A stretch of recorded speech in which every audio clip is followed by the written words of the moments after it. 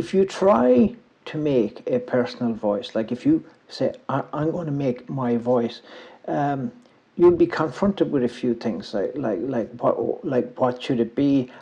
What are you going to make it up out of? And are you going to construct this mechanically? Are you going to figure And all of it leads to a dead end, really, as soon as you start that effort to do that.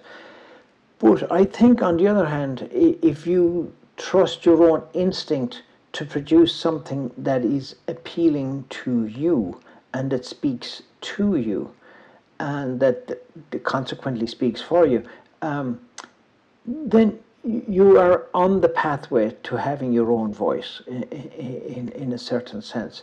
And you inevitably end up with it, even if you don't I never had the mission to have my own voice musically. Wasn't something that had occurred to me, but it did happen, I think, over time.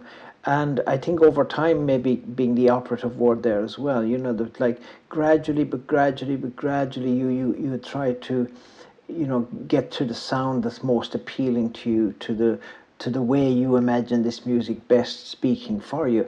And it begins the slow process of style formation. Now, that's not to say that you make the style completely out of thin air. You don't.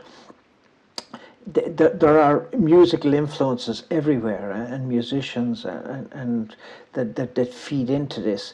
But I like to imagine that they kind of feed in at a deeper level, where it's kind of almost unconscious. You're sometimes unaware that you're drawing upon people, and that you're drawing upon influences, and that you're drawing upon ideas that you didn't necessarily create either. A lot of our ideas are borrowed too, So, but anyway.